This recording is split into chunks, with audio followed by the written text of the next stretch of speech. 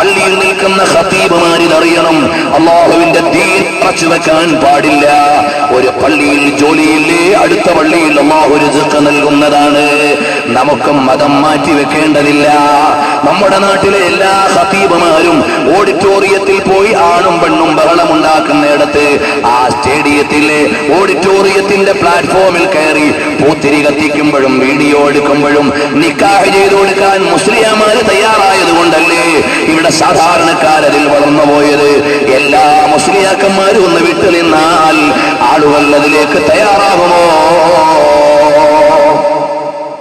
പോരാട്ടം നടത്തേണ്ട കാലം കഴിഞ്ഞു. അത് അല്ലാഹുവിന്റെ ദീനിന് വേണ്ടിയാകണം. പക്ഷേ ഇന്നൊരു പ്രശ്നം എന്താണ്? ചില ധിക്കാരികളുണ്ട്, മൊയ്ലിയാരെ ഞങ്ങളെ കെട്ടിച്ചേർന്നില്ലെങ്കിൽ ഞങ്ങളങ്ങ് പോയി കളയും. അങ്ങനെയുള്ള സ്ഥലത്ത് ചിലപ്പോൾ കുടുങ്ങിയിട്ട് ചില ആളുകൾ ചെയ്തു കൊടുക്കുന്നുണ്ടാകാം. പക്ഷേ മഹല്ലിന്റെ കാരണവന്മാരെ അല്ലാഹുവിന്റെ ദീന് നടത്തിയില്ലെങ്കിൽ എല്ലാ പ്രസിഡന്റും റബ്ബിന്റെ കോടതിയിൽ കുറ്റക്കാരനാണ്. എല്ലാ സെക്രട്ടറിമാരും അല്ലാഹുവിന്റെ മുമ്പിൽ ചോദിക്കപ്പെടുന്നവരാണ്. എല്ലാ ഖതീബുമാരും എല്ലാ മുതഅല്ലിമീങ്ങളും എല്ലാ ആലിമീങ്ങളും എല്ലാ പ്രസംഗകന്മാരും റബ്ബിന്റെ മുമ്പിൽ ചോദിക്കപ്പെടുന്നവരാണ്. എന്തിനാണ് നിങ്ങളെ അല്ലാഹു തആല ഇത്തരം സ്ഥാനങ്ങൾ നൽകിയത്? ഹഖായ ദീനെന്ന് തുറന്നു പറയാനല്ലേ? നമുക്ക് ഭക്ഷണം നൽകുന്നവൻ അല്ലാഹുവാണ്, അല്ലാതെ ഒരു സൃഷ്ടിയുമല്ല. സൃഷ്ടികളിലൂടെ അല്ലാഹു നൽകുന്നു എന്നേ ഉള്ളൂ. ഒരു സ്ഥലത്ത് കിട്ടിയില്ലെങ്കിൽ മറ്റൊരു സ്ഥലത്ത് തരും. കണ്ടില്ലേ, അതാ പാരാവാരം പോലെ കിടക്കുന്ന വിശാലമായ മരുഭൂമിയിലെ ജീവികൾക്ക് ഭക്ഷണം നൽകുന്നവനാരാണ്? ഒരു ജോലിയുമില്ല, ഒരു ഓഫീസിലെ എംപ്ലോയിയുമല്ല. അങ്ങനെയുള്ള പറവകൾ കണ്ടില്ലേ, അതാ മരങ്ങളുടെ മേലെ ഇരിക്കുന്നു. അവര് ഗവൺമെന്റ് ഉദ്യോഗസ്ഥനുമല്ല, ഒരു പ്രൈവറ്റ് കമ്പനിയിലെ ജോലിക്കാരുമല്ല.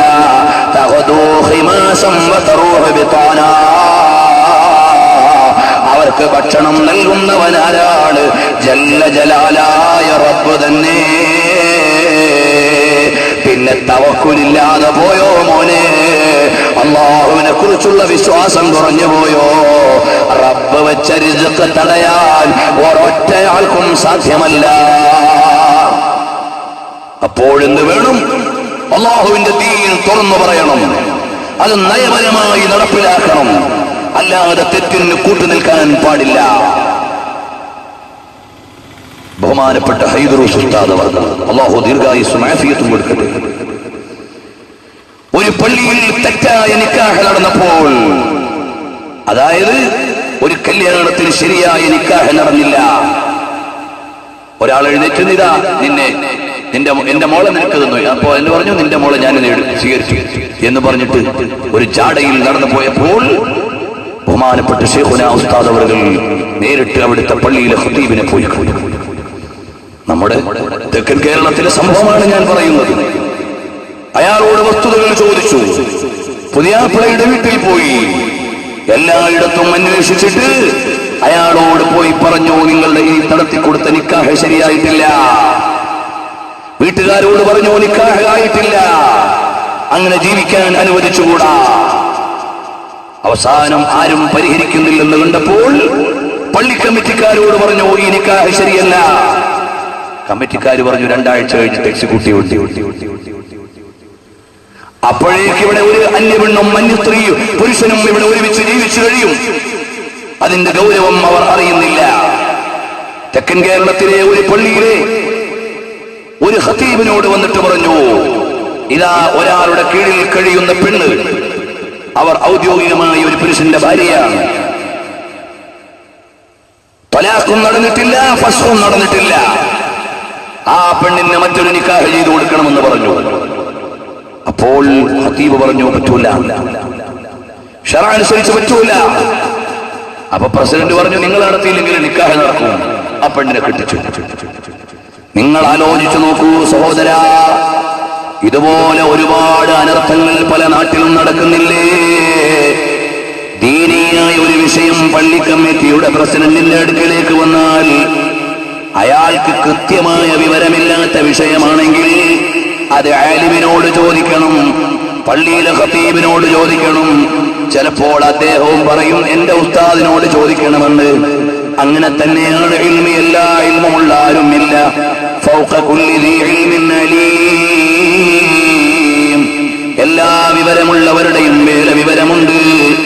എന്നോട് ചോദിച്ചാൽ എനിക്കറിയാത്തതാണെങ്കിൽ ഞാൻ എന്റെ സഹപാഠികളിൽ നിന്ന് നല്ല വിവരമുള്ളവരോട് ചോദിക്കും, അല്ലെങ്കിൽ എന്റെ ഉസ്താദുമാരോട് ചോദിക്കും, സമാനരായ അലിമീങ്ങളോട് ചോദിക്കും. അങ്ങനെ ചോദിച്ചിട്ട് വേണം പറയാൻ. വിവരമില്ലാത്തത് പറഞ്ഞാൽ അള്ളാഹുവിന്റെ ദീനിന്റെ പേരിൽ നമ്മൾ കളവ് പറയലല്ലേ, തെറ്റായി പോകും. ചിലപ്പോ അങ്ങനെ അന്വേഷിക്കേണ്ടി വരും. ഏതായാലും അള്ളാഹുവിന്റെ ദീൻ അതറിഞ്ഞുകൊണ്ടല്ലേ കൈകാര്യങ്ങൾ നടത്താൻ പാടുള്ളൂ. ഇന്ന് അങ്ങനെയുള്ള അജണ്ടകൾ പല തരത്തിൽ നിന്ന് മാറിപ്പോയി. ഹമ്മാദ് ബിൻ സലമ റളിയല്ലാഹു അൻഹു ആരെയാണ്? ഭരണാധികാരിയോട് പറയാണ്, നിങ്ങളുടെ ഓശാരമൊന്നും എനിക്ക് ആവശ്യമില്ല. കണ്ടില്ലേ മുഈനുദ്ദീൻ അബ്ദുൽ ഖാദിർ ജീലാനി തങ്ങളെ കാണാൻ അന്നത്തെ ഒരു ഭരണാധികാരി വന്നു, ഒരു 10 ചാക്കിൽ സമ്മാനവും കൊണ്ടാവുന്നത്. മുഈനുദ്ദീൻ ശൈഖ് തങ്ങൾ പറഞ്ഞു, എനിക്കിതൊന്നും ആവശ്യമില്ല. അല്ല, ഞാൻ കഷ്ടപ്പെട്ട് കൊണ്ടുവന്നില്ലേ, ഇത് നിങ്ങൾ എടുക്കണം.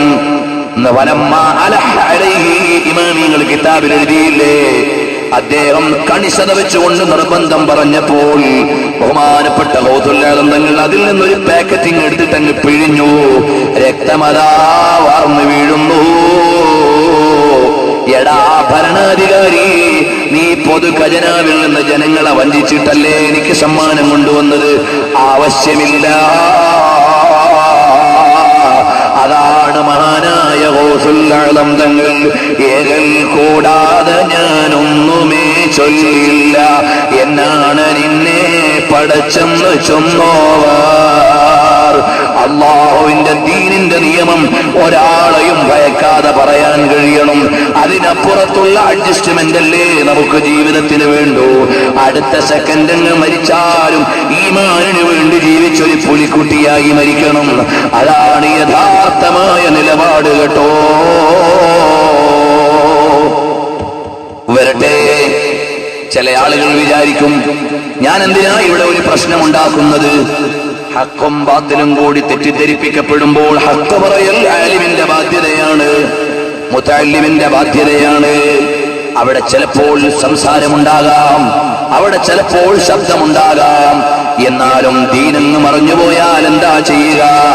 അതുകൊണ്ട് ശക്തമായ നിലയ്ക്കു തന്നെ അള്ളാഹുവിന്റെ ദീൻ പറയണം കേട്ടോ. വരട്ടെ, ബഹുമാനപ്പെട്ട ഹമ്മാദ് ബിൻ സലമ റളിയല്ലാഹു അൻഹുവിനോട് ചോദിക്കുകയാണ്, എന്തേ പ്രിയപ്പെട്ടവരെ ഒരു ഭരണാധികാരിയോട് നിങ്ങൾക്ക് ഇതൊന്നും പറയാൻ പേടിയില്ലാഞ്ഞത്? ഭരണാധികാരിയോടാ പറഞ്ഞേ, നിന്റെ ഓശാരവും സമ്മാനമൊന്നും വേണ്ട, കൊണ്ടുപോയി പോകും. അപ്പോൾ കൂടെയുള്ള ശിഷ്യന്മാർ ചോദിച്ചു, ഓ ഹമ്മാദ് ബിൻ സലമ തങ്ങളെ, നിങ്ങൾക്ക് എങ്ങനെ ധൈര്യം വന്നു ഇത് പറയാൻ? മഹാനവറുകൾ പറയാണ്, സാബിത്തുൽ ബുന്നാനി അനസ് ബിൻ മാലിക് റളിയല്ലാഹു അൻഹുവിൽ നിന്ന് റിപ്പോർട്ട് ചെയ്തതായി എനിക്കറിയാം. ഇന്നൽ ആലിമ ഇദാ അറാദ ബിഇൽമിൻ വജ്ഹല്ലാഹി അസ്സ വജല്ല ഹാബഹു കുല്ലു ശൈഇ. ഇന്നൽ ആലിമ ഇദാ അറാദ ബിഇൽമിൻ, ഒരു പണ്ഡിതൻ അവന്റെ വിജ്ഞാനം കൊണ്ട് ലക്ഷ്യം വെച്ചാൽ, വജ്ഹല്ലാഹി, അല്ലാഹുവിന്റെ പൊരുത്തം ലക്ഷ്യം വെച്ചാൽ, ഹാബഹു കുല്ലു ശൈഇ, എല്ലാം അവനെ ഭയക്കുന്നതാണ്. ഭരണാധികാരികൾ ആലിമീങ്ങളെ കാണുമ്പോൾ എഴുന്നേൽക്കുന്നതാണ്. നമ്മളിങ്ങനെ ഭരണാധികാരികളുടെ വാലയെ നടക്കേണ്ടതില്ല. അവർ വരും, ഇരിക്കുന്നിടത്ത് വരും, അവരാവശ്യങ്ങൾ ഉന്നയിക്കും. അത്രയും വലിയ പ്രൗഢി ആലിമീങ്ങൾക്ക് അല്ലാഹു നൽകും. ഇദാ യറാദ അൻ യക്തനിസ ബിൽ ഖുലൂസ്, ഇൽമു കൊണ്ട് അയാൾ ഉദ്ദേശിക്കുന്നത് പണം സമ്പാദിക്കലാണെങ്കിൽ, അല്ലെങ്കിൽ നിധികളെ കൊയ്യലാണെങ്കിൽ, ഹാബ മിൻ കുല്ലി ശൈഇ, എല്ലാവരെയും പേടിച്ചിങ്ങനെ ജീവിക്കേണ്ടി വരും, എല്ലാവരെയും ഭയന്ന് ജീവിക്കേണ്ടി വരും. അതാണ് ഞാൻ അള്ളാഹുവിന്റെ വജ്ഹിനെ മാത്രം ലക്ഷ്യം വെക്കുന്ന ആളാണ്, എനിക്കിവിടെ പേടിയില്ലാതെ വന്നത്. അറിയുമോ ബഹുമാനപ്പെട്ട ഇമാമുന ശാഫിഈ റളിയല്ലാഹു അൻഹുവിനെ അറിയുമോ? സയ്യിദുൽ ഇമാം അശ്ശാഫിഈ റളിയല്ലാഹു അൻഹു യമനിലെ ഗവർണറായിരിക്കുമ്പോൾ ചില ആളുകൾ പറഞ്ഞു, ഈ മുസ്ലിയാർ ഗവൺമെന്റിനെതിരാണ്. ഈ മുസ്ലിയാർ ഗവൺമെന്റിനെതിരാന്ന് പറഞ്ഞു. അപ്പോൾ യമനിലുള്ള മഹാനായ ഷാഫി ഇമാം തങ്ങളെ ബഗ്ദാദ് എന്ന രാജ്യത്തിന്റെ ക്യാപിറ്റലിലേക്ക് വിളിപ്പിച്ചു ഭരണാധികാരി. ഷാഫി ഇമാം തങ്ങൾ വന്നു. കുറെ ആളുകളെ മൗലവിമാരെ വിളിപ്പിച്ചിട്ടുണ്ട് അന്നത്തെ ഭരണാധികാരി. കൂട്ടത്തിൽ ചെറുപ്പക്കാരനാണ് ഇമാമുന ഷാഫി റഹിമഹുല്ലാഹ്. ഷാഫി ഇമാമിനോട് പറഞ്ഞു, നിങ്ങൾ ചെറുപ്പക്കാരനല്ലേ, അതുകൊണ്ട് കുറച്ചു ദിവസം കഴിഞ്ഞിട്ട് വിചാരണയ്ക്ക് വിളിക്കാം, അതുകൊണ്ട് നിങ്ങൾ അവിടെ വെയിറ്റ് ചെയ്യും. ഷാഫി ഇമാം നിങ്ങൾ നോക്കിയത് ഇവിടുത്തെ MLA എവിടെയാണ്, ഒന്ന് ശുപാർശ ചെയ്യാൻ. ഇവിടുത്തെ MP എവിടെയാണ്, ഒന്ന് ഒത്താശ തരാൻ. ഷാഫി ഇമാം നിങ്ങൾ നോക്കിയില്ല, കാരണം താൻ തെറ്റു ചെയ്യാത്തയാളാണ്. മഹാനവറുകൾ ചോദിച്ചു, ഇവിടെ നല്ല ദർസ് എവിടെ? നോക്കിയപ്പോൾ മദീനയിൽ ഓതുന്ന കാലത്ത് മാലിക് ഇമാമിന്റെ കൂടെ പഠിക്കുമ്പോ സീനിയറായി പഠിച്ച ഒരു മുസ്ലിയാർ ഇവിടെ വലിയ ദർസ് നടത്തുന്നുണ്ട്. ആ ദർസിലേക്ക് ഷാഫി ഇമാം തങ്ങൾ പോയി. ഇമാമുന ഷാഫി റഹിമഹുല്ലാഹ് അവിടെ പോയിരുന്ന വലിയ വൈജ്ഞാനിക ചർച്ചകൾ തന്നെ. കുറെ ദിവസം കഴിഞ്ഞ് ഊഴം വന്നപ്പോ ഷാഫി ഇമാം തങ്ങളെ ഭരണാധികാരി വിളിച്ചു. ശിഷ്യനായ റബീഅ റളിയല്ലാഹു അൻഹു പറയാണ്, ഞാൻ എന്റെ നെഞ്ചത്തേക്ക് കൈയെന്ന് വെച്ചു. ഷാഫി ഇമാം തങ്ങളെ തല കൊയ്യാനാണ് ഭരണാധികാരി വിളിക്കുന്നത്. ഷാഫി ഇമാമിനെ വെട്ടിക്കൊലപ്പെടുത്താനാണ് വിളിക്കുന്നത്. രാജസന്നിധിയിൽ അതുവരെ വന്ന ഒരുപാട് ആളുകളെ ശിക്ഷിച്ച ഭരണാധികാരിയാണ് ഇമാമുന ഷാഫി റളിയല്ലാഹു അൻഹു വിളിച്ചത്. ഞാൻ എന്റെ നെഞ്ചത്തിൽ കൈവച്ചു പോയി. ഷാഫി ഇമാം തങ്ങൾ വലിയ പ്രൗഢിയോടെ അവിടുത്തെ ചുണ്ടിങ്ങനെ അനങ്ങുന്നുണ്ട്. വന്നങ്ങ് കേറി കൊട്ടാരത്തിൽ കേറിയപ്പോൾ ഭരണാധികാരി അവിടുന്ന് ചാടി എഴുന്നേറ്റു. എന്നിട്ട് പറഞ്ഞു, ഓ മുഹമ്മദ് ബിൻ ഇദ്രീസ്, വരൂ. വിളിച്ചടുത്തിരുത്തി. രാജ്യത്തിന്റെ ഭരണാധികാരി, പ്രധാനമന്ത്രി അതവോടെ ചരിഞ്ഞിരുന്നു. ഇരുന്നിട്ട് പറഞ്ഞു, എന്താണ് നിങ്ങൾക്ക് വേണ്ടത് എന്നെല്ലാം ക്ഷേമാന്വേഷണം നടത്തിയിട്ട് തിരിച്ചുവിട്ടു. ശിക്ഷിക്കാൻ വിളിച്ചതാണ് ആലിമിനെ, പക്ഷേ കുശലാന്വേഷണം നടത്തി സമ്മാനവും കൊടുത്തു വിടുമ്പോ ഇമാമുന ഷാഫി റളിയല്ലാഹു അൻഹു ആരാണ്? നബി സല്ലല്ലാഹു അലൈഹി വസല്ലം തങ്ങളുടെ പേരക്കുട്ടിയായ ഇമാമുന ഷാഫി റഹിമഹുല്ലാഹ്. അവിടുത്തെ ഖബർ ശരീഫിന്റെ മുമ്പിൽ ഇപ്പോഴും എഴുതി വെച്ചിട്ടുണ്ട്,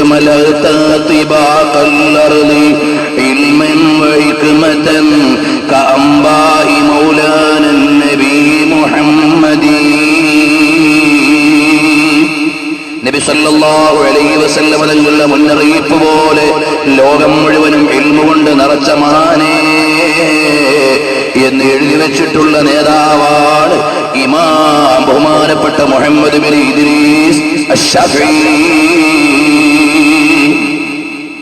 അപ്പോൾ ഔലിയാക്കളുടെ കറാമത്ത് കൊണ്ട് ഭരണാധികാരികൾ ഞെട്ടിപ്പോയി, നാടുകൾ കടന്നവർ പോയി.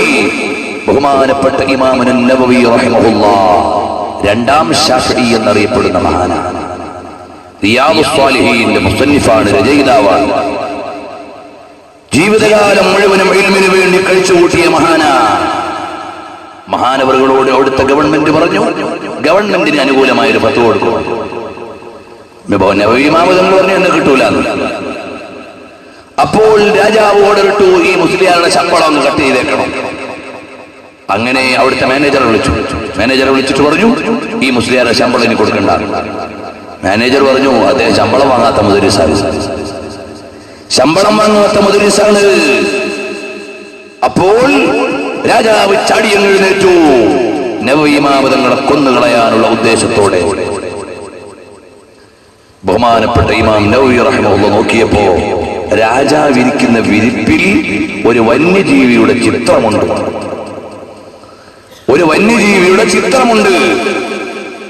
നബവി ഇമാം തങ്ങൾ ആ ചിത്രം നോക്കിയിട്ട് പറഞ്ഞു, എഴുന്നേക്കാൻ പറഞ്ഞു.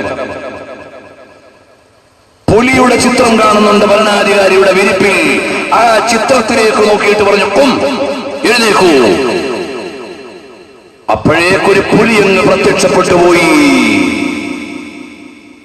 രാജാവ് ഭയന്ന് വിറച്ചുപോയി. ഇനി നാളെ ആരും പറയണ്ട മുസ്ലിയാർ എവിടുന്ന് ഒരു കഥ പറഞ്ഞതാണെന്ന്. ബഹുമാനപ്പെട്ട ഇമാം യൂസുഫ് നബ്ഹാനി ജാമിഉൽ കറാമാത്തിൽ ഔലിയയിൽ എഴുതിയിട്ടുണ്ട് കേട്ടോ. നബവി മാവതങ്ങളുടെ ചരിത്രം എഴുതിയ മഹാന്മാർ രേഖപ്പെടുത്തിയിട്ടുണ്ട് കേട്ടോ.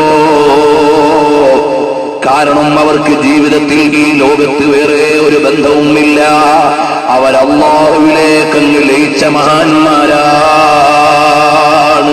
ബഹുമാനപ്പെട്ട നബവി മാവതങ്ങൾ രാത്രിയാകുമ്പോൾ മദ്രസയിൽ നിന്നിറങ്ങി അങ്ങ് പോകുന്നു.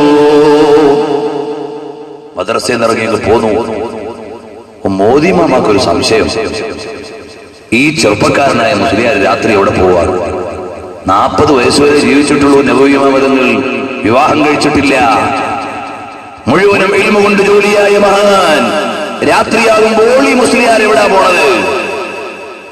പിന്നാലെ കൂടി.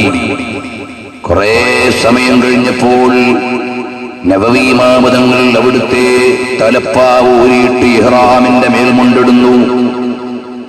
തിരിഞ്ഞു നോക്കിയപ്പോൾ മുഅദ്ദിനോട് പറഞ്ഞു, കൂടെ അന്വേഷിക്കാൻ പോയ ആളോട് പറഞ്ഞു, ഈ കാര്യം ആരോടും പറയാൻ പാടില്ല.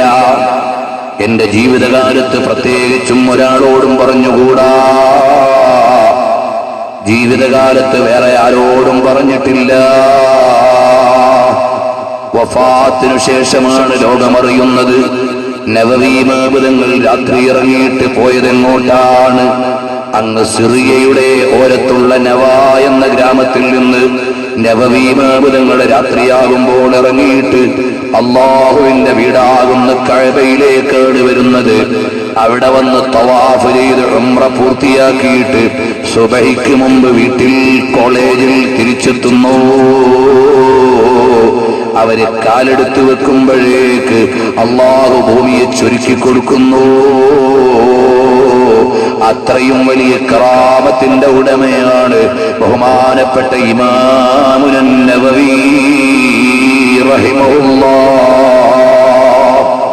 അപ്പോൾ വെള്ളത്തെ അതിജീവിച്ച കറാമത്ത് ഔലിയാക്കൾക്കുണ്ട്, തീയെ അതിജീവിച്ച കറാമത്ത് ഔലിയാക്കൾക്കുണ്ട്, ദൂരം ചുരുങ്ങിയ കറാമത്ത് ഔലിയാക്കൾക്കുണ്ട്, ഭക്ഷണം കഴിക്കാതെ ഇരുന്നിട്ട് വിശപ്പും പ്രയാസങ്ങളും അലട്ടാത്ത കറാമത്ത് മഹാന്മാർക്കുണ്ട്.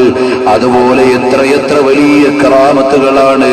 അബൂദർ ഗിഫാരി റഹിമഹുല്ലാഹ് റളിയല്ലാഹു അൻഹു സ്വഹാബിയല്ലേ, മഹാനവറുകൾ അതാ മക്കത്തെ പള്ളിയിൽ താമസിക്കുകയാണ്. ലബിത്തു 30 ബൈന ലൈലത്തിൻ വയൗം, 30 ദിവസം രാപ്പകൽ മക്കത്ത് താമസിച്ചു. സംസം വെള്ളമല്ലാതെ കുടിച്ചില്ല. അബൂദർ ഗിഫാരി തങ്ങളെ കണ്ടപ്പോ നല്ല തടി വെച്ചിട്ടുണ്ട്, നല്ല ആരോഗ്യം വെച്ചിട്ടുണ്ട്. അബൂദർ ഗിഫാരി തങ്ങളോട് ചോദിച്ചു, നിങ്ങൾ എവിടെ പോയിട്ടാണ് നല്ല ഭക്ഷണം കഴിച്ചിട്ട് വരുന്നത്? മഹാനവറുകൾ പറയുകയാണ്, ഞാൻ എവിടെയും പോയി ഒരു ലേഹ്യവും കഴിച്ചിട്ടില്ല, ഒരു രസായനവും കഴിച്ചിട്ടില്ല. ഞാൻ സംസം വെള്ളം മാത്രമാണ് ഈ 30 ദിവസവും കഴിച്ചു കൂട്ടിയത്, അല്ലാതെ വേറെ ഒന്നും ഞാൻ കഴിച്ചിട്ടില്ല. അപ്പൊ സംസം വെള്ളം മാത്രം കുടിച്ചിട്ട് 30 ദിവസം നല്ല നിലക്ക് അബൂദർ ഗിഫാരി തങ്ങൾ മദീനത്തെ പള്ളിയിൽ കൂടിയപ്പോൾ നല്ല തടി വെച്ചുപോയി, നല്ല ആരോഗ്യം വന്നുപോയി. അല്ലാഹു തആല സംസം വെള്ളത്തിലൂടെ അബൂദർ ഗിഫാരി തങ്ങൾക്ക് നൽകിയ കറാമത്താണ്. എന്റെ ഉമ്മമാരെ, അതുകൊണ്ട് മഹാന്മാരായ ഔലിയാക്കളെ ആദരിക്കണം, മഹദികളെ ബഹുമാനിക്കണം. അവര് ജീവിച്ച വഴിയിൽ ജീവിക്കലാണ് അവരോടുള്ള കടപ്പാട്. അതുകൊണ്ട് തന്നെ നിങ്ങൾ മഹാന്മാരുടെ ഖബർ സിയാറത്ത് ചെയ്യാൻ പോയാൽ ആ ഔലിയാക്കൾ പഠിപ്പിച്ച ദീനിനെതിരെ നിങ്ങൾ ചെയ്യാൻ പാടില്ല. ഭീമാ പള്ളിയിൽ മഹദിയായ ഭീമാ ബീവിയെ സിയാറത്ത് ചെയ്യാൻ പോകുന്നവരുണ്ട്. പെങ്ങളെ, ഔറത്ത് തുറന്നിട്ട് പോകാൻ നിനക്ക് അനുവാദമില്ല. നിസ്കാരം തലാഖിയിട്ട് പോകാൻ നിനക്ക് അനുവാദമില്ല. അന്യപുരുഷന്റെ കൂടെ ആടിക്കൊഴഞ്ഞിട്ട് പോകാൻ നിനക്ക് അനുവാദമില്ല. ഔലിയാക്കളുടെയും സ്വാലിഹീങ്ങളുടെയും സ്വാലിഹാത്തുകളുടെയും ഖബർ സിയാറത്ത് ചെയ്യണം. അത് പുണ്യകർമ്മമാണ്, അത് സുന്നത്തായ കർമ്മമാണ്, അത് അനുവദിക്കപ്പെട്ട കാര്യമാണ്. പക്ഷേ അതിന്റെ പേരിൽ ഹറാമുകൾ വന്നുകൂടാ. ചില ആളുകൾ കണ്ടില്ലേ, ഏർവാടി മുത്തുപേട്ട ഭീമാപ്പള്ളി വലിയ ടൂർ ഉണ്ടാക്കുന്നു. അന്യാണും അന്യപെണ്ണും ഇടകലർന്നിട്ടുള്ള ടൂറാണ്. അനുവദിക്കപ്പെട്ട കാര്യമല്ല. ഇസ്ലാം അനുവദിച്ചതിനെ തടയാനോ തടഞ്ഞതിനെ അനുവദിക്കാനോ നമുക്ക് സാധ്യമല്ല. അതുകൊണ്ട് പെങ്ങളെ, ഔലിയാക്കളുടെ ഖബർ സിയാറത്തിനെന്ന് പറഞ്ഞ് കെട്ടി ഒരുങ്ങി ഇറങ്ങിയിട്ട് നിന്റെ ഔറത്ത് തുറന്നിട്ട് യാത്ര ചെയ്യാൻ ഇസ്ലാം അനുവദിക്കുന്നില്ല. അവിടെ പോയി ഇങ്ങനെ രാത്രി കിടന്നുറങ്ങുകയാണ്, മണൽപ്പുറത്ത് കിടന്നുറങ്ങുകയാണ്. അതുപോലെ തന്നില്ലേ, മക്ബറയുടെ മുറ്റത്ത് കിടന്നുറങ്ങുകയാണ്. ഭർത്താവ് കൂടെയില്ല, ആങ്ങളെ കൂടെയില്ല, മക്കള് കൂടെയില്ല. ഇങ്ങനെ ചില പെണ്ണുങ്ങളും ഇറങ്ങിയിട്ടുണ്ട്. ഇസ്ലാം അത് നിർദ്ദേശിച്ച കാര്യമല്ല, അനുവദിച്ച കാര്യമല്ല. ഇസ്ലാം അനുവദിച്ച ഓരോ കർമ്മത്തിനും അതിൻ്റെതായ നിബന്ധനയുണ്ട് മോളെ. ആ നിബന്ധന പാലിക്കാതെ പോയാൽ കൂലിയില്ല മോളെ. അതിന്റെ പേരിലല്ലേ ഇന്ന് ചില ആളുകൾ ഇസ്ലാമിനെ വേട്ടയാടുന്നത്. ഞാൻ ഭീമാപ്പള്ളിയിൽ പ്രസംഗിക്കുമ്പോഴും ആ ഭീമാപ്പള്ളിയിൽ നടക്കുന്ന അനാചാരങ്ങൾക്കെതിരെ സാധുവായി ഞാൻ അവിടെ സംസാരിച്ചിട്ടുണ്ട്. പല തവണയും അതിന്റെ പരിസരങ്ങളിൽ വെച്ചുകൊണ്ട് ഞാൻ സംസാരിച്ചിട്ടുണ്ട്. ഏത് മക്ബറയിലായാലും അനാചാരങ്ങളെ സപ്പോർട്ട് ചെയ്യാൻ നമുക്ക് പറ്റില്ല. മക്ബറ പൊളിക്കണമെന്ന് പറയുന്ന ദീനിന് വിരുദ്ധമായ വാദം അത് ഇസ്ലാമികമായ വാദമല്ല. ഔലിയാക്കളില്ല എന്ന വാദം അത് സ്വീകരിക്കാവുന്ന വാദമല്ല. ഔലിയാക്കൾക്ക് കറാമത്തില്ല എന്ന വാദം സ്വീകരിക്കാവുന്ന വാദമല്ല. അതുപോലെ തന്നെ പ്രിയപ്പെട്ട സഹോദരി, ആവശ്യമില്ലാത്ത രീതിയിൽ ഔറത്ത് തുറന്നിട്ട് അന്യപുരുഷന്മാരുടെ കൂടെ ജാടകളും കോലങ്ങളുമായി മക്ബറകളിലേക്ക് പോയി അല്ലാഹുവിന്റെ മതത്തിന്റെ നിയമത്തെ ലംഘിക്കാൻ പാടില്ല. പിന്നെ ഭീമാപ്പള്ളിയിൽ ചില മാനസിക രോഗികളുണ്ട്. അവരുടെ രോഗം മാറാൻ വേണ്ടി രക്ഷിതാക്കൾ കൊണ്ടുവന്ന് വിട്ടതാണ്. അവരെ കണ്ടിട്ട് നമുക്ക് നിയമം പറയാൻ പറ്റില്ല. അവര് നിയമത്തിന് അതീതരാണ്, അവർക്ക് വിവേകമില്ലാത്തവരാണ്. അള്ളാഹു അവരുടെ എല്ലാ വിഷമങ്ങളും മാറ്റിക്കൊടുക്കട്ടെ. അതുപോലെ ഏർവാടിയിൽ ഉണ്ട് എത്രയോ ആളുകൾക്ക് അവിടുന്ന് മഹാനായി ഇബ്രാഹിം ബാദുഷ തങ്ങളുടെ കറാമത്ത് കൊണ്ട് രോഗം മാറിയിട്ടുണ്ട്. അങ്ങനെ മാനസിക രോഗികളായ ആളുകൾ അവിടെ കിടന്ന് ചിലപ്പോൾ ബഹളമുണ്ടാക്കാം, ചിലപ്പോൾ അവിടെ ചുറ്റിക്കറങ്ങിയേക്കാം. അതവർ വിവേകമില്ലാത്തവരാണ്. അത് കണ്ടിട്ട് യഥാർത്ഥ ആളുകളെ കുറ്റം പറയാൻ ചിലർ ശ്രമിക്കാറുണ്ട്. അതും ഇസ്ലാമികമായി നീതീകരിക്കാവുന്നതല്ല. ദീൻ എന്ന് പറഞ്ഞാൽ അത് കൃത്യമായി നബി സല്ലല്ലാഹു അലൈഹി വസല്ലം തങ്ങൾ പഠിപ്പിച്ചിട്ടുണ്ട്. ഇന്നൽ ഹലാല ബയ്യിനുൻ വ ഇന്നൽ ഹറാമ ബയ്യിനുൻ. ഹലാലിനെ വ്യക്തമാക്കി തന്നിട്ടുണ്ട്, ഹറാമിനെയും വ്യക്തമാക്കി തന്നിട്ടുണ്ട്. വ ബൈനഹുമാ ഉമൂറുൻ മുസ്തബിഹാത്ത്. അതിന്റെ ഇടയിൽ അവ്യക്തമായ ചില കാര്യങ്ങളുണ്ട്. ലാ യഅലമുന്ന കസീറുൻ മിനന്നാസ്. അത് ഏറെ ആളുകൾക്കും അറിയില്ല. അതുകൊണ്ട് നിങ്ങൾ തെറ്റിദ്ധാരണാജനകമായ ഒന്നും ചെയ്യാൻ പാടില്ല. ഒരന്യപുരുഷനും ഒരന്യ സ്ത്രീയും ഒരു സ്ഥലത്ത് ഒറ്റപ്പെട്ടുകൂടാ. അത് തെറ്റിദ്ധാരണയ്ക്ക് മാത്രമല്ല, തെറ്റിന് വരെ സാധ്യതയുണ്ട്. ഒരു ഓഫീസിന്റെ ഉള്ളിലെ റൂമിൽ ഇരിക്കുന്ന ഓഫീസറോട് പറയട്ടെ, നിന്റെ പ്രൈവറ്റ് സെക്രട്ടറിയായ ഒരു അന്യ പെണ്ണവിടെ ഉണ്ടായാൽ അത് ഒരുപാട് പിശാചിന്റെ കെണിവലകൾക്ക് സാധ്യതയുണ്ട്. മറ്റൊരാൾക്ക് തെറ്റായി വ്യാഖ്യാനിക്കാനുള്ള സ്കോപ്പുമുണ്ട്. ഇസ്ലാം അത് അനുവദിച്ചിട്ടില്ല. ഇസ്ലാം അതനുവദിച്ചിട്ടില്ല. ഇസ്ലാം എത്ര നീതിയുള്ള മതമാണ്. ഇപ്പൊ കണ്ടില്ലേ, ഡൽഹിയിൽ ഒരു പെൺകൊച്ചിന് പെടുക്കാൻ മുട്ടുന്നു എന്ന് പറയുമ്പോഴേക്ക് ലോകം മുഴുവനും ഇളകുകയാണ്. അതിനേക്കാൾ വലിയ എത്രയെത്ര പ്രശ്നങ്ങൾ ഇന്ത്യയിലുണ്ട്, ചർച്ച ചെയ്യാനില്ല. മീഡിയകൾക്കതൊന്നും ചർച്ചാ വിഷയമല്ല. എന്തൊരു ലോകമാണ്. മനുഷ്യത്വപരമായ നീതി ലഭിക്കാതെ ഒരുപാട് ആളുകൾ കിടക്കുന്നുണ്ട്. അത് നമുക്ക് ചർച്ചയാകുന്നില്ല. ഒരുപാട് ആളുകൾക്ക് ഭവനരഹിതരായി ജീവിക്കുന്നുണ്ട്. ഇവിടെ ചർച്ചയില്ല. ആസാമിൽ കണ്ടില്ലേ, ലക്ഷക്കണക്കിന് ജനങ്ങൾ ഭവനരഹിതരായി കിടക്കുന്നുണ്ട്. അവിടെ പെട്ടെന്ന് പരിഹാരം വരുന്നില്ല. ഇപ്പോഴൊരു പെൺകൊച്ചിന്റെ പേരെഴുതണോ വേണ്ടേ എന്നതാണ് പത്രങ്ങളിൽ ചർച്ച നിൽക്കുന്നത്. എന്തൊരു ലോകമാണ്. എന്തെല്ലാം കാട്ടിക്കൂട്ടലുകളാണ് നമ്മുടെ രാജ്യത്ത് നടക്കുന്നത്. ഒരു പെണ്ണ് രാത്രിയിൽ ഒരു അന്യപുരുഷന്റെ കൂടെ എന്തിനാ പാതിരാത്രിയിൽ ഇറങ്ങിയിട്ട് പോയതെന്ന് ചോദിക്കാൻ ഒരു മീഡിയയും മുന്നിൽ വന്നില്ല. ഒരു പത്രക്കാരനെയും കണ്ടില്ല, ഒരു മീഡിയയും കണ്ടില്ല. പ്രിയപ്പെട്ടവരെ, ഇവിടെ സമാധാനം വേണമെങ്കിൽ അബദ്ധങ്ങൾ വരാനുള്ള കാരണങ്ങളെ ഇല്ലായ്മ ചെയ്യാൻ കഴിയണം, അപകടങ്ങൾ വരാനുള്ള സാധ്യതകളെ അടക്കാൻ കഴിയണം. കേവലമായി ശിക്ഷ ശക്തിപ്പെടുത്തിയത് കൊണ്ട് സമാധാനം ഉണ്ടാവൂല, കേവലമായി ചില സമരങ്ങൾ നടത്തിയത് കൊണ്ട് സമാധാനം ഉണ്ടാവൂല. തെറ്റിന്റെ കാരണങ്ങളെ ഇല്ലായ്മ ചെയ്യണം. കണ്ടില്ലേ, നമ്മുടെ നാട്ടിൽ നമ്മുടെ കാറിലും അതുപോലെ തന്നെ വാഹനങ്ങളിലുമൊക്കെ കൂളിംഗ് ഫിലിം ഒട്ടിക്കുന്നതിന് നിരോധിച്ചു. എന്തോ 1, 2, 3 കേസുകളിൽ അത് കാരണമായി എന്നതായിരിക്കാം ന്യായം. എന്നാൽ 10,000-കണക്കിന് കേസിന്റെ പിന്നിലുള്ള കാരണം മദ്യപാനമാണ്. എന്തുകൊണ്ട് നിരോധിക്കാൻ കഴിയുന്നില്ല? എന്തുകൊണ്ടതില്ലായ്മ ചെയ്യാൻ കഴിയുന്നില്ല? നമ്മുടെ രാജ്യത്തിന് സാമ്പത്തിക വരുമാനമാണോ മദ്യപാനത്തിലൂടെ ലഭിക്കുന്നത്? എന്നാൽ ഗവൺമെന്റിന് ബീവറേജിൽ നിന്ന് നേരിട്ട് കിട്ടുന്ന വരുമാനം കുറച്ചുണ്ടാകാം. എന്നാൽ അതിന്റെ ബൈ പ്രൊഡക്റ്റായി വരുന്ന അല്ലെങ്കിൽ ബൈ എഫക്റ്റായി വരുന്ന നഷ്ടം എത്രയോ കോടികളുടെ നഷ്ടമാണ്, നികത്താൻ പറ്റാത്ത നഷ്ടമാണ്. അതെന്തുകൊണ്ട് ബുദ്ധിയുള്ളവർ ചിന്തിക്കുന്നില്ല? അതെന്തുകൊണ്ട് നിയമജ്ഞന്മാർ ആലോചിക്കുന്നില്ല? അതെന്തുകൊണ്ട് രാജ്യത്തിന് സമാധാനം വേണ്ടവർ ആലോചിക്കുന്നില്ല? എന്തുകൊണ്ട് പരിഹാര മാർഗങ്ങളിലേക്ക് വരുന്നില്ല? അവിടെയാണ് മദീനയുടെ നായകൻ, ലോകത്തിന്റെ മുഴുവനും നേതാവ്, അരുതായ്മകളുടെ ആലയത്തിൽ നിന്ന് ആദരവിന്റെ വരിഷ്ഠ പദവിയിലേക്ക് മാനവികതയെ മുഴുവനും പറിച്ച് സ്ഥാപിച്ചിട്ട് ആധുനികതയുടെ വിളംബരങ്ങളിൽ ഉദ്ധരിക്കപ്പെടാൻ മാത്രം 6-ാം നൂറ്റാണ്ടിലെ അപരിഷ്കൃതരെ മാറ്റിക്കൊണ്ടുവന്ന ലോകത്തിന്റെ വിപ്ലവ നായകൻ സയ്യിദുനാ മുഹമ്മദുർ റസൂലുള്ളാഹ്, മുഹമ്മദുർ റസൂലുള്ളാഹ് സല്ലല്ലാഹു അലൈഹി വസല്ലം തങ്ങളുടെ സന്ദേശം അവിടെയാണ് പ്രത്യക്ഷമാകുന്നത്. കാരണം എന്തേ? ഇവിടെയുള്ള മുഴുവൻ വിപത്തുകളുടെയും താക്കോലാണ് മദ്യപാനം. അതുകൊണ്ട് ആ മദ്യപാനമാകുന്ന അടിസ്ഥാന കാരണത്തെ വിലക്കി. അതുകൊണ്ടല്ലേ പ്രിയപ്പെട്ടവരെ, മദീന ചോട് കർ ജന്നത്ത് കി ഖുശ്ബൂ മിൽ നഹീ സക്തി, മദീനെ സേ മുഹബ്ബത്ത് ഹേ തോ ജന്നത്ത് കി സമാനത്ത് ഹേ. മദീന ചോട് കർ ജന്നത്ത് കി ഖുശ്ബൂ മിൽ നഹീ സക്തി.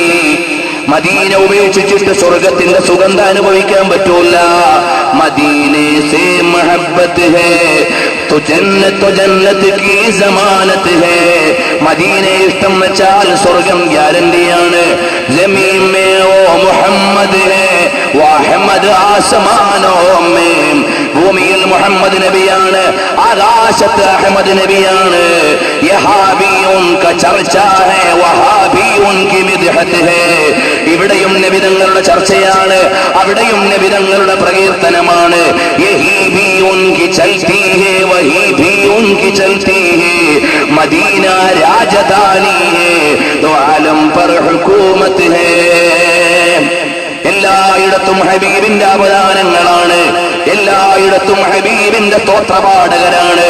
എവിടെയും നബിതങ്ങളുടെ അവദാനങ്ങളുടെ അലമാലകൾ അരിമുല്ല വിടർത്തി മാനവികതയുടെ മനതലങ്ങളിൽ അനുരാഗത്തിന്റെ മധു വിടർത്തുന്ന ലോകത്തിന്റെ നായകൻ ഹബീബ് മുഹമ്മദുർ റസൂലുള്ളാഹ് സ്വല്ലല്ലാഹു അലൈഹി വസല്ലം തങ്ങൾ ആഗോള ജനതയെ മദീനയുടെ മണൽപ്പരപ്പിലേക്ക് മാടി വിളിച്ചിട്ട് മധുവും നിധിയും വിളമ്പിയിട്ട് ലോകത്തെ മുഴുവനും മോചനത്തിന്റെ പുഷ്പകവാടിയിലേക്ക് ഉന്നതിയിലേക്ക് കൊണ്ടുവന്ന ലോകത്തിന്റെ നായകരെ, മെബന്താഹോം, ഞാൻ അവിടുത്തെയുടെ മുമ്പിൽ വിനീതനായ ഒരു അനുയായിയാണ്. മദീന രാജധാനി ഹേ. മദീന അവിടുന്ന് ഭരണകേന്ദ്രമാണ്, തലസ്ഥാനമാണ്. ദ്വാലം പർ ഹുകൂമത്ത് ഹേ. ഈ ലോകത്തുമുള്ള അധികാരങ്ങളുടെ തലസ്ഥാനമാണ് മദീന. ആ മദീനയുടെ നായകന്റെ പാഠഭാഗത്തിലേക്ക് വന്നാലല്ലാതെ കാലത്തെ കാക്കാനും സമുദായത്തെ സമുദ്ധരിക്കാനും ലോകത്തെ നീലിമയിലേക്ക് കൊണ്ടുവരാനും സാധ്യമല്ല. അതുകൊണ്ട് വരൂ, മദീനേ കി രാസ്ത ഖുലി ഹേ, മദീനേ കി ഗലി ഖുലി ഹേ. മദീനയിലേക്കുള്ള വഴി തുറന്നു കിടക്കുകയാണ്. ലോകത്തിന്റെ നേതാവ് മാലോകരെ മാറ്റിയെടുത്ത് സമുദ്ധരിക്കാനുള്ള വിപ്ലവത്തിന്റെ സമവാക്യമായി നിൽക്കുകയാണ് ഹബീബ് മുഹമ്മദുർ റസൂലുള്ളാഹ് സല്ലല്ലാഹു അലൈഹി വസല്ലം. അപ്പോൾ നബി സല്ലല്ലാഹു അലൈഹി വസല്ലം തങ്ങളുടെ പാഠഭാഗങ്ങൾ പഠിച്ച ആളുകൾ ശരിയായ ഇസ്ലാമിനെയും നീതിശാസ്ത്രത്തെയും ലോകത്തിന്റെ മുമ്പിൽ അവതരിപ്പിക്കുമ്പോൾ ജല്ല ജലാലായ റബ്ബിന് ഇബാദത്ത് ചെയ്ത ഔലിയാക്കൾ, സ്വാലിഹീങ്ങൾ അവർക്ക് നൽകുന്ന കറാമത്ത്, വല്ലദീന ജാഹദൂ ഫീനാ ലനഹ്ദിയന്നഹും സുബുലനാ. നമ്മളുടെ മാർഗത്തിൽ പരിശ്രമിക്കുന്നവർക്ക് അല്ലാഹു തആല മാർഗങ്ങളെ കാണിച്ചു കൊടുക്കുന്നതാണ്. അവർക്ക് രക്ഷയുടെയും മോചനത്തിന്റെയും വഴികൾ നൽകുന്നതാണ്. ഒരു മഹദിയുടെ കറാമത്ത് പറഞ്ഞുകൊണ്ട് തൽക്കാലം ഞാൻ ഇന്ന് നിർത്തുകയാണ്. കണ്ടില്ലേ, ഖവാറസ്മ് എന്ന് പറയുന്ന സ്ഥലത്തുള്ള ഒരു സഹോദരി, ബഹുമാനപ്പെട്ട ഇമാം താജുദ്ദീൻ സുബ്കി റഹിമഹുല്ലാഹ് അവിടുത്തെ ഗ്രന്ഥത്തിൽ എഴുതുന്നുണ്ട്, ബഹുമാനപ്പെട്ട ഇബ്രാഹിമുൽ വാസിത്തി എഴുതുന്നുണ്ട്, ഒരുപാട് മഹാന്മാർ അവരുടെ ഗ്രന്ഥങ്ങളിൽ എഴുതുന്നതായി കാണാം. ഒരു സഹോദരിയുടെ സംഭവമാണ്. ബഹുമാനപ്പെട്ട അബുൽ അബ്ബാസ് തഹ്മാനി എന്നിവർ പറയുകയാണ്, മഹാനവറുകൾ വിശദീകരിക്കുകയാണ്. മഹാനവറുകൾ ഹിജ്റ 238 ഖവാറസ്മ് എന്ന് പറയുന്ന ഒരു സ്ഥലത്ത് എനിക്കറിയാൻ കഴിഞ്ഞു, ഒരു ഷഹീദായ മനുഷ്യന്റെ ഒരു ഭാര്യ എവിടെയുണ്ടെന്ന്. ഞാൻ അവരുടെ കാലഘട്ടത്തിൽ അവിടേക്ക് ചെന്നു. ഞാൻ ഹിജ്റ 238 ഖവാറസ്മിലെ ആ സ്ത്രീയെ കുറിച്ച് കേൾക്കുന്നത്. അവരെ കുറിച്ചുള്ള അഭിപ്രായം എന്താണ്? ഒരു സ്വപ്നം കണ്ടു, ആ സ്വപ്നത്തിൽ ഒരു ഭക്ഷണം ലഭിച്ചു, അതിനുശേഷം നിന്നെ ഭക്ഷണം കഴിക്കാറില്ല, പിന്നെ അവിടുന്ന് ഒന്നും പാനീയങ്ങൾ കുടിക്കാറില്ല എന്ന നിലയിൽ കറാമത്തുള്ള ഒരു സ്ത്രീയെ കുറിച്ച് എനിക്കറിയാൻ കഴിഞ്ഞു. പിന്നീട് ഞാൻ ഹിജ്റ 242 ഞാൻ അവിടേക്ക് ചെന്നു. ഹിജ്റ 242 ഞാൻ അവരുടെ നാട്ടിൽ ചെന്നു. അവരോട് തന്നെ നേരിട്ട് ഞാൻ വർത്തമാനം പറഞ്ഞു. എന്നാൽ വിശദീകരണം തേടാൻ അവർ ചെറുപ്പക്കാരിയായതുകൊണ്ട് എനിക്ക് തോന്നിയില്ല. പിന്നെ ഞാൻ ഹിജ്റ 252 ഖവാറസ്മിലേക്ക് ചെന്നു. ഫറഅയ്തുഹാ ബാഖിയതൻ, അപ്പോഴും ആ മഹദി അവിടെ ജീവിച്ചിരിപ്പുണ്ട്. വവജദത് ഹദീസഹാ ശാഇഅൻ മുസ്തഫീളാ, ആ പെണ്ണിന്റെ വർത്തമാനം അവിടെ പ്രചാരത്തിലാണ്. ഏതു പെണ്ണിന്റെ വർത്തമാനമാണ്? പതിറ്റാണ്ടുകളായി ഭക്ഷണം കഴിച്ചിട്ടില്ല, പതിറ്റാണ്ടുകളായി വെള്ളം കുടിക്കാറില്ല, 30 കൊല്ലത്തോളം ഭക്ഷണം കഴിച്ചിട്ടില്ല, 30 കൊല്ലത്തോളം പാനീയം കുടിച്ചിട്ടില്ല. അങ്ങനെ ഒരു പെണ്ണിനെ കുറിച്ച് ഞാൻ കേട്ടു. ആ പെണ്ണുള്ള നാട്ടിലേക്ക് ഞാൻ ചെന്നു. ആദ്യം ചെന്നപ്പോൾ അത്രയും വർഷമായിട്ടില്ലല്ലോ. പിന്നെ ഞാൻ ചെന്നപ്പോൾ അവരെ കുറിച്ചുള്ള വർത്തമാനം വ്യാപകമാണ്. ബിഹൈസു ലാ യുസ്അലു അൻഹാ റജുലുൻ വലാ ഇംറഅത്തുൻ വലാ ഗുലാമുൻ ഇല്ലാ അറഫഹാ വദല്ല അലൈഹാ. അവിടെ ഏതു കുട്ടിയോട് ചോദിച്ചാലും, വലിയവരോട് ചോദിച്ചാലും, ആണിനോട് പെണ്ണിന് ചോദിച്ചാലും, പെണ്ണിനോട് ചോദിച്ചാലും, ആ ബാലവൃദ്ധൻ ജനങ്ങൾക്കും അറിയാം ആ പെണ്ണാരാണെന്ന്. എന്നിട്ട് ആ മഹദിയെ കുറിച്ച് പറഞ്ഞു തരും, അതാ അവിടെയാണെന്ന്. ഫലമ്മാ വാഫൈത്തുൻ നാഹിയത തലബതുഹാ, ഞാൻ അവരെ തേടി ഇറങ്ങി. ഫവജത്തുഹാ ഗായിബതൻ, ഞാൻ ചെന്നപ്പോൾ അവരവിടെയില്ല, അല്പം ദൂരെയാണെന്നറിഞ്ഞു. ഫമളൈതു ഫീ അസരിഹാ, ഞാൻ അവർ പോയ വഴിയെ പോയി. മിൻ ഖറിയത്തിൻ ഇലാ ഖറിയ, ഓരോ ഗ്രാമങ്ങളും കടന്നു ഞാൻ പോയി. ഫാദറക്തുഹാ ബൈന ഖറിയതൈനി, 2 നാടുകൾക്കിടയിൽ വെച്ച് ഞാൻ അവരെ കണ്ടു. തംശീ മശിയതൻ ഖവിയതൻ, അവര് ശക്തമായി നടക്കുകയാണ്. അപ്പോൾ ഞാൻ അവരുടെ അടുക്കലേക്ക് വാഹനം നിർത്തിയിട്ട് വാഹനത്തിൽ വരുന്നോ എന്ന് ചോദിച്ചു. അവര് വന്നില്ല. എന്റെ വാഹനത്തോടൊപ്പം അവര് ശക്തിയായി തന്നെ നടന്നു. അവസാനം ഞാൻ ചോദിച്ചു, മഹദി നിങ്ങളുടെ പേരെന്താണ്? മഹദി പറഞ്ഞു, റഹ്മത്ത് എന്നാണ് എന്റെ പേര്, റഹ്മത്ത് ബിന്ത് ഇബ്രാഹിം. ഇബ്രാഹിം എന്നയാളുടെ മകൾ റഹ്മത്താണ് ഞാൻ. അപ്പോ ചോദിച്ചു, നിങ്ങളുടെ ജീവിതത്തിന്റെ അവസ്ഥ എന്താണ്? ഞാൻ പലതും അറിഞ്ഞിട്ട് അന്വേഷിക്കാൻ വന്നതാണ്. 10 ആണ്ട് മുമ്പ് ഞാൻ ഇവിടെ വന്നപ്പോൾ നിങ്ങളെ കുറിച്ച് അറിഞ്ഞെങ്കിൽ യുവതിയായതുകൊണ്ട് ചോദിക്കാൻ കഴിഞ്ഞില്ല. ഇപ്പൊ 10 വയസ്സും കൂടി കഴിഞ്ഞല്ലോ, അതുകൊണ്ട് വിവരം അന്വേഷിക്കാൻ വന്നതാണ്. അപ്പോൾ ആ പെണ്ണ് പറയുകയാണ്, ഞാൻ എന്റെ ഭർത്താവിനോടൊപ്പം ജീവിക്കുകയായിരുന്നു. ഭർത്താവ് ഒരു ഫഖീറായ ആശാരിയാണ്, തടിപ്പണിക്കാരനാണ്. ഞങ്ങൾ നിത്യവൃത്തി കണ്ടെത്തിയത് ആ ജോലിയിലൂടെയാണ്.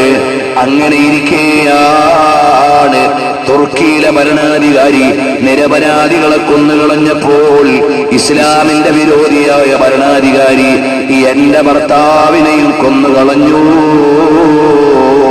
ശദീദൽ അദാവതി ലിൽ ഇസ്ലാമി വൽ മുസ്ലിമീൻ. അങ്ങനെ എന്റെ ഭർത്താവ് കൊല ചെയ്യപ്പെട്ടു. മക്കളും ബാധ്യതയുമുള്ള ഒരു വീട്ടുകാരി എന്ന നിലയ്ക്ക് ഭർത്താവ് ഇങ്ങനെ ഷഹീദായി കിടന്നപ്പോ എനിക്കത് താങ്ങാൻ കഴിഞ്ഞില്ല.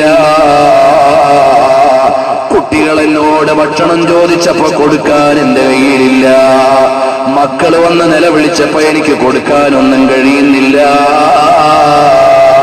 അങ്ങനെ മഗ്രിബിന്റെ വാങ്ക് കേട്ടപ്പോൾ ഞാൻ പെട്ടെന്ന് തന്നെ നിസ്കാരത്തിലേക്ക് പോയി. ഫസല്ലൈതു മാ ഖലാലി റബ്ബി. പിന്നെ ഞാൻ നിസ്കരിച്ചുകൊണ്ടേയിരുന്നു. സുമ്മ സജദ്തു അദ്ഉ വഅതളറഉ ഇലല്ലാഹ്. ഞാൻ സുജൂദിൽ കിടന്ന റബ്ബിനോട് നിലവിളിച്ചുകൊണ്ട് ദുആ ചെയ്തു, റബ്ബേ എനിക്ക് ഭക്ഷണം കഴിക്കാനും ജീവിക്കാനും ഒരു ജീവിതോപാധിയുമില്ല. മക്കളെ പോറ്റാൻ ഒരു വഴിയും കാണുന്നില്ല. ജല്ല ജലാലായ റബ്ബേ, നീ കൈവെടിയല്ലേ റബ്ബേ. അതാണ് ഈമാൻ. ഇന്ന് ചില പെണ്ണുങ്ങള് എന്തെങ്കിലും സംഭവിക്കുമ്പോഴേക്ക് ആത്മഹത്യ ചെയ്തു പോയി. അത് ഈമാൻ ഇല്ലാത്തതിന്റെ ലക്ഷണമാണ്. സാധുവായ ഞാൻ ആദവനാട് വെച്ചുകൊണ്ട് ആത്മഹത്യക്കെതിരെ സംസാരിച്ചു. അൽഹംദുലില്ലാഹ്, ആയിരക്കണക്കിന് ആളുകൾ ആ CD കേട്ടിട്ടുണ്ട്. ആ വിഷയത്തിൽ കൂടുതൽ പ്രസംഗങ്ങൾ ഇറങ്ങിയിട്ടില്ല. അതുകൊണ്ട് ഇമാമിയങ്ങളുടെ ഗ്രന്ഥം വെച്ചുകൊണ്ട്, ആയത്തിന്റെ വിശദീകരണം വെച്ചുകൊണ്ട്, ഹദീസുകൾ വിശദീകരിച്ചുകൊണ്ട് അതിന്റെ ഗൗരവം, അതിന്റെ സാധ്യതകളെ എങ്ങനെ തടയാം എല്ലാം അല്ലാഹുവിന്റെ തൗഫീഖ് കൊണ്ട് അതിൽ കിതാബ് ധരിച്ചുകൊണ്ട് പറഞ്ഞിട്ടുണ്ട്. വരട്ടെ, ഇന്ന് അങ്ങനെയാണ്. ചെറിയ വിഷയമുണ്ടായി പോയാൽ ആത്മഹത്യ ചെയ്തു പോയി. നിങ്ങൾ അറിയുമോ? എന്നാൽ ഈ പെണ്ണ്, ഈ റഹ്മത്ത് ബിൻത് ഇബ്രാഹിം എന്ന പെണ്ണ് നേരെ സുജൂദിലങ്ങ് വീണു. വസ്അലുഹു സ്വബറ. അല്ലാഹുവിനോട് പറഞ്ഞു, എനിക്ക് ക്ഷമ തരണേ റബ്ബേ. എനിക്കെന്റെ സുജൂദിലങ്ങ് നീണ്ടു കിടന്നപ്പോ ഞാനെങ്ങനെ മെല്ലെ എന്ന് മയങ്ങിയപ്പോ അതാ കാണുന്നു, നല്ല ഒരു ഉദ്യാനമാണ്. വിശാലമായ സംഭവമാണ്. ഈ സംഭവം വിശദീകരിക്കാൻ വേണ്ടി മാത്രം ഇന്ന് സൗദി അറേബ്യയിലെ കിങ് ഫൈസൽ യൂണിവേഴ്സിറ്റിയിലെ പരീക്ഷാ വിഭാഗം തലവനായ അബ്ദുൽ ഇലാഹുൽ അർഫജ് ഒരു ഗ്രന്ഥം തന്നെ എഴുതിയിട്ടുണ്ട് ഈ കറാമത്ത് വിശദീകരിക്കാൻ. ആധുനിക സൗദി അറേബ്യയുടെ പണ്ഡിതൻ എഴുതിയ വിശദീകരണമാണിത്. ഇതേ വിഷയം തന്നെ കറാമത്തുൽ ഇസ്തിഗ്നാഇ അനി ത്വആമി വശ്ശറാബ്. ഇർശാദ് ഉലിൽ അൽബാബ് ഇലാ കറാമത്തുൽ ഇസ്തിഗ്നാഇ അനി ത്വആമി വശ്ശറാബ്. അന്നപാനീയങ്ങളിൽ നിന്ന് വിട്ടുനിൽക്കുക എന്ന കറാമത്ത്, അതിൽ നിന്ന് അല്ലാഹു തആല അവർക്ക് പ്രത്യേകമായി സംരക്ഷണം നൽകുന്ന കറാമത്ത് വിശദീകരിക്കുന്നു ബുദ്ധിയുള്ളവർക്ക് വേണ്ടി. ആ ഗ്രന്ഥമാണിത്. ഇതിന്റെ രചയിതാവിനെ നമുക്ക് നേരിട്ട് അറിയുന്ന രചയിതാവാണ്. പ്രിയപ്പെട്ടവരെ, ആ മഹാന്മാരായ ഔലിയാക്കൾ സ്വാലിഹീങ്ങളുടെ കറാമത്ത് പറഞ്ഞാൽ ബഹുമാനപ്പെട്ട സയ്യിദുനാ റസൂലുള്ളാഹി സല്ലല്ലാഹു അലൈഹി വസല്ലം തങ്ങളുടെ ഉമ്മത്തിലുള്ള മഹാന്മാരായ ഔലിയാക്കളുടെ കറാമത്തുകൾ മുഴുവനും നബി സല്ലല്ലാഹു അലൈഹി വസല്ലം തങ്ങളുടെ മുഅ്ജിസത്തിന്റെ ഭാഗമാണ്. നബി സല്ലല്ലാഹു അലൈഹി വസല്ലം തങ്ങൾ പറഞ്ഞില്ലേ, യുത്ഇമുനി റബ്ബി വയസ്ഖീനി. അല്ലാഹു എനിക്ക് ഭക്ഷണം നൽകുന്നുണ്ട്, പാനീയം നൽകുന്നുണ്ട്, അഥവാ അദൃശ്യമായ രീതിയിൽ എനിക്ക് നൽകുന്നുണ്ടെന്ന് സ്വീകാര്യോഗ്യമായ ഹദീസില്ലേ. വരട്ടെ, റഹ്മത്ത് ബിൻത് ഇബ്രാഹിം എന്ന പെണ്ണ് അല്ലാഹുവിനോടങ്ങ് കരഞ്ഞ് നിലവിളിച്ച് മെല്ലെ ഒന്ന് മയങ്ങിയപ്പോ നല്ല ഒരു ഉദ്യാനമാണ് കാണുന്നത് കേട്ടോ. ഞാൻ എന്റെ ഭർത്താവിനെ തേടുകയാണ്, ഞാൻ എന്റെ ഭർത്താവിനെ ആവശ്യപ്പെടുകയാണ്. അതുലുബു സൗജി. ഞാനതാ എന്റെ ഭർത്താവിനെ അന്വേഷിച്ച് നടക്കുമ്പോ സ്വപ്നത്തിൽ ഇങ്ങനെ കാണുകയാണ്. എന്റെ ഭർത്താവിനെ അന്വേഷിക്കുമ്പോ പറഞ്ഞ് ഈ വലതുഭാഗത്തേക്ക് നോക്കാൻ. ഞാനങ്ങനെ വലതുഭാഗത്തേക്ക് നോക്കിയപ്പോ വലിയ വലിയ കൊട്ടാരങ്ങളുണ്ട്. നല്ല പച്ച വസ്ത്രം ധരിച്ചിട്ട് ഒരുപാട് ആളുകൾ ഇങ്ങനെ കൂട്ടം കൂടിയിരിക്കുന്നുണ്ട്. അവിടെ നല്ല വെളിച്ചമുണ്ട്, നല്ല പ്രകാശമുണ്ട്. അവര് സുപ്രകളുടെ മേലെ വെച്ചുകൊണ്ട് ഭക്ഷണം കഴിക്കുന്നുണ്ട്. ഞാൻ അങ്ങനെ അടുത്തേക്ക് ചെന്നിട്ട് വിളിച്ചു. എന്റെ ഭർത്താവിനെ അന്വേഷിച്ച് നടക്കുകയാണ്. പനാദാനി, അപ്പോ ഒരു വിളി കേൾക്കുന്നു, യാ റഹ്മാ, ഓ റഹ്മത്തേ. ഞാനിപ്പോ എന്റെ ശബ്ദം കേട്ടുകൊണ്ട് തിരിച്ചറിഞ്ഞു അതെന്റെ ഭർത്താവാണ്. ഭർത്താവിനോട് പറയാണ്, അല്ലയോ മോളെ, ഞാൻ ശുഹദാക്കളുടെ കൂടെ ഇവിടെ ഇങ്ങനെ ഇരിക്കുകയാണ്. 14 നിലാവിന്റെ വെളിച്ചമെന്റെ ഭർത്താവിന്റെ മുഖത്തുണ്ട്.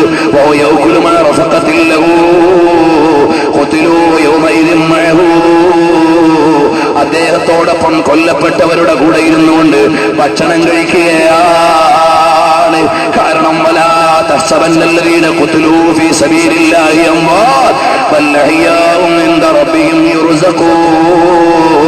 ഖുർആൻ പറഞ്ഞതല്ലേ, ശുഹദാക്കളെ മരിച്ചു തീർന്നവരല്ല, റബ്ബിന്റെ അടുക്കൽ ഭക്ഷണം കഴിക്കുന്നവരാണ്.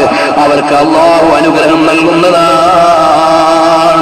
അങ്ങനെ ഞാൻ എന്റെ ഭർത്താവിനെ തിരിച്ചറിഞ്ഞു. അപ്പൊ എന്റെ ഭർത്താവ് ചോദിക്കുകയാണ്, എന്റെ ഭാര്യയ്ക്ക് ഞാൻ അല്പം ഒരു ഭക്ഷണം കൊടുത്തോട്ടെ എന്ന് സദസ്യരോട് ചോദിച്ചപ്പോ അവരനുമതി കൊടുത്തു. എനിക്കൊരു ചീന്ത റൊട്ടി എനിക്ക് തന്നു, എനിക്കൊരു കീർ റൊട്ടി തന്നു. ഞാനത് കഴിച്ചു. അതിനെ വർണ്ണിക്കാൻ എനിക്ക് കഴിയില്ല.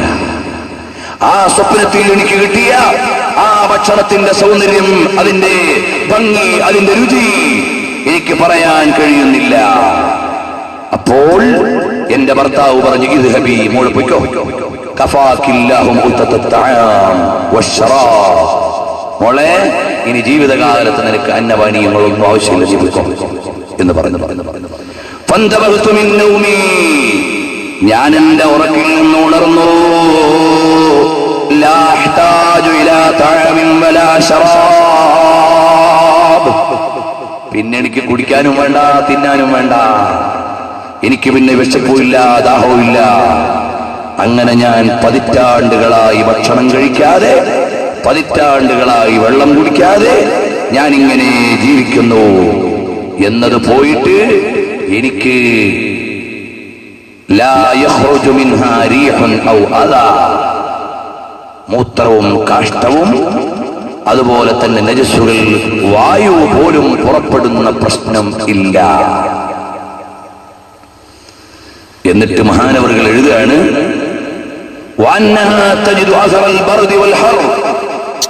തണുപ്പും ചൂടുമൊക്കെ അവൾ അറിയുന്നുണ്ട്. ചിലപ്പോൾ മനുഷ്യനെ പോലെ ക്ഷീണവും ഉണ്ട്. എന്നാൽ പ്രാഥമിക ആവശ്യങ്ങൾ പോലും വേണ്ടിവരാത്ത വിധം അവൾ സുരക്ഷിതയാണ്. അന്നത്തെ പണ്ഡിതന്മാര് ഫത്വ കൊടുത്തത് പ്രകാരം നിസ്കാരത്തിന് വേണ്ടി ഉളു എടുക്കുന്നുണ്ട്.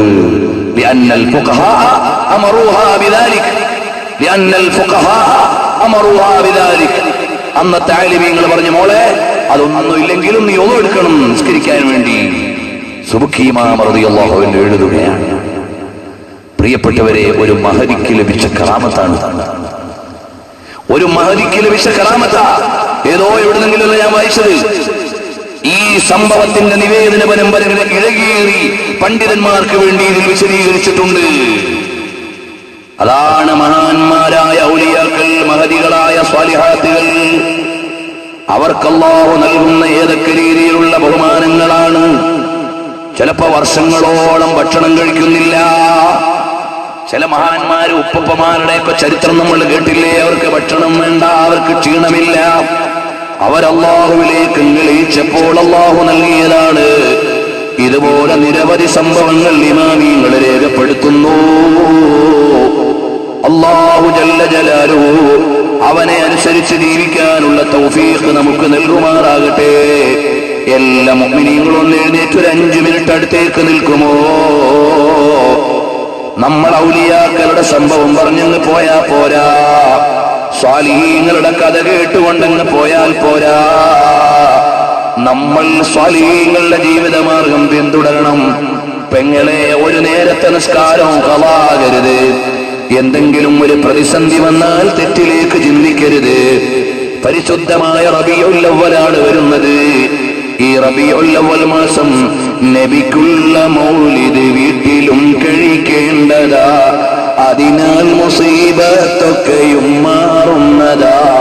ഖർഖും വബാഇവ ഒക്കെയും നീങ്ങുന്നതാ.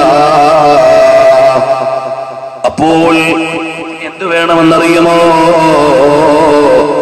നബി സല്ലല്ലാഹു അലൈഹി വസല്ലം തങ്ങളുടെ മൗലിദ് നമ്മുടെ വീട്ടിൽ ഓതണം. ചുരുങ്ങിയത് മങ്കൂസ് മൗലിദെങ്കിലും ദിവസേന പാരായണം ചെയ്യണം. റബീഉൽ അവ്വൽ വന്നപ്പോൾ അഹ്യാ റബീഉൽ ഖൽബി ശഹ്റുൽ മൗലിദി കുല്ലൽ ലനാമി ബിദിക്രി മൗലിദി അഹ്മദി. റസൂലുള്ളാഹിനെ ഇഷ്ടപ്പെടുന്നവരുടെ കൽബിൽ സന്തോഷമാണ്. കാരണം എന്റെ നബി ജനിച്ച മാസമാണ്, എന്റെ നബി ജനിച്ച ദിവസമാണ്. ഈമാനുള്ളവരുടെ കൽബിൽ അത് വെളിച്ചമാണ്, പ്രകാശമാണ്.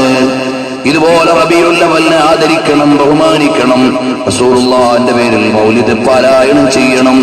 ഉമ്മമാരെ, ഇശാ മഗ്രിബിന്റെ ഇടയിൽ ഏതെങ്കിലുമൊക്കെ ചാനലും സീഡിയും സിനിമയും ഒക്കെ കണ്ട് കളയാതെ ആ സമയത്ത് മുസല്ലയിൽ ഇരുന്നു കൊണ്ട് സൽക്കർമ്മങ്ങൾ ചെയ്യണം.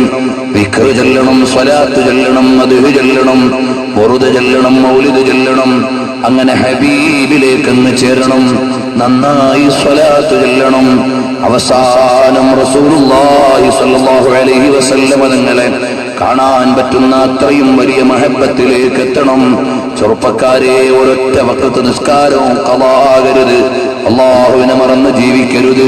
തെറ്റിലേക്ക്, കള്ളിലേക്ക്, കഞ്ചാവിലേക്ക്, സിനിമയിലേക്ക്, വൃത്തികേടുകളിലേക്ക്, വൃത്തികെട്ട ക്ലിപ്പുകളിലേക്ക്, വീഡിയോ വിഷ്വൽ കാഴ്ചകളിലേക്ക് നിങ്ങൾ നിങ്ങളുടെയും നമ്മുടെയും ജീവിതത്തെ വഴിതെറ്റിച്ചു കളയാതെ റബ്ബിലേക്ക് ചിന്തിച്ച്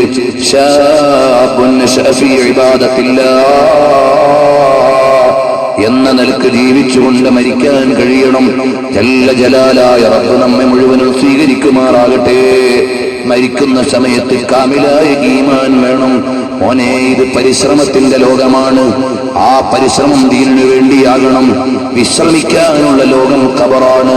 അവിടെ നല്ല കൊട്ടാരം കിട്ടുന്നത് ആർക്കാണ്? വേണ്ടി ദീനിനു വേണ്ടി സേവനം ചെയ്തവർക്ക് ഖബർ കൊട്ടാരമാണ്. സിദ്ദീഖുൽ അക്ബർ തങ്ങൾ 1400 കൊല്ലം കൊണ്ട് കൊട്ടാര സമാനമായ ഖബറിൽ കിടക്കുന്നില്ലേ മോനെ? ഉമർ ഇബ്നുൽ ഖത്താബ് തങ്ങൾ കിടക്കുന്നില്ലേ മോനെ?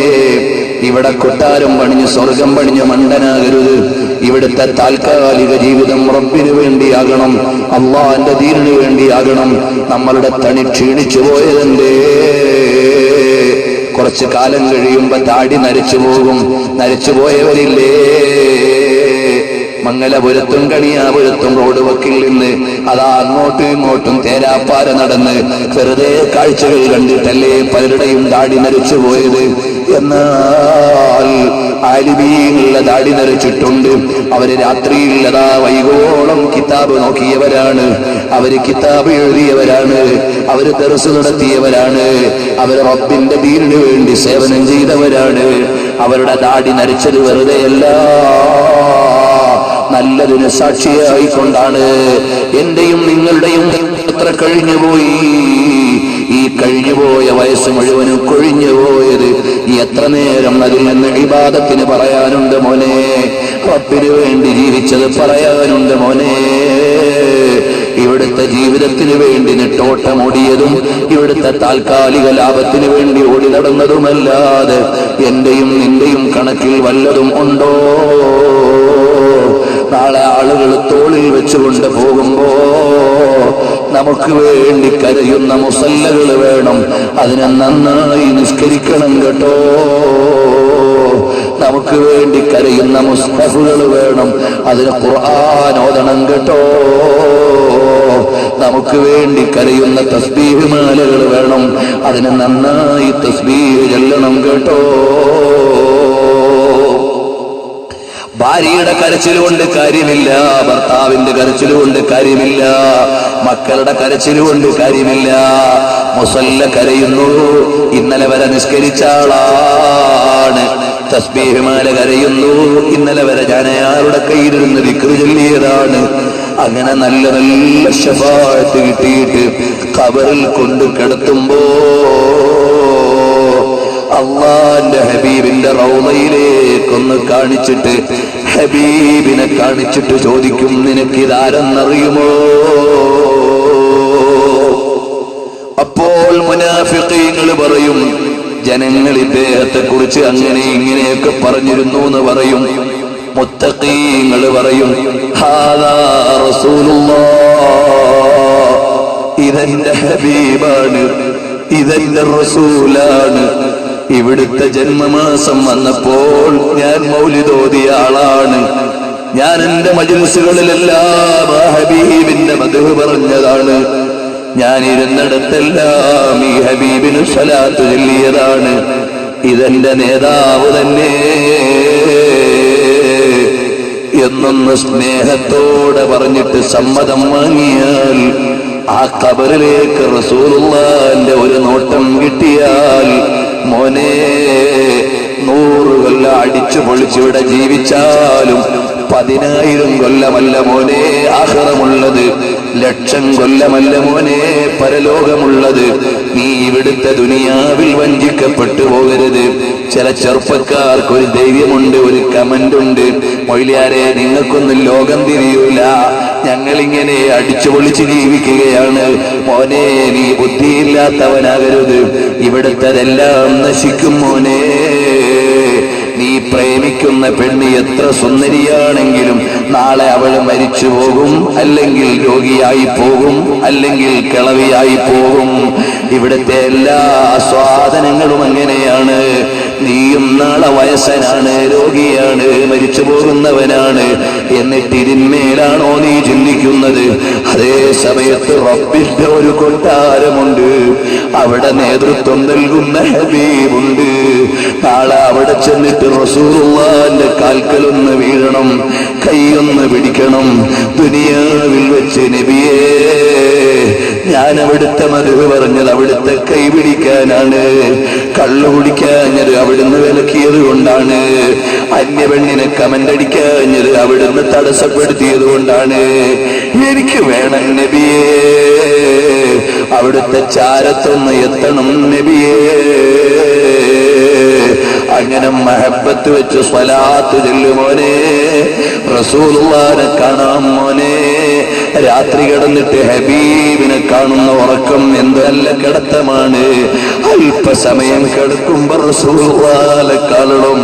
രാവിലെ മുതൽ റസൂലുള്ളാഹിന്റെ ദീനിന് സേവനം ചെയ്യണം. വൈകുന്നേരം വീണ്ടും ഒരല്പസമയം കിടക്കുമ്പോ അത് ഹബീബിനെ കണ്ട് ചിരിക്കുന്ന കിടത്തമാകണം, സന്തോഷിക്കുന്നതാകണം.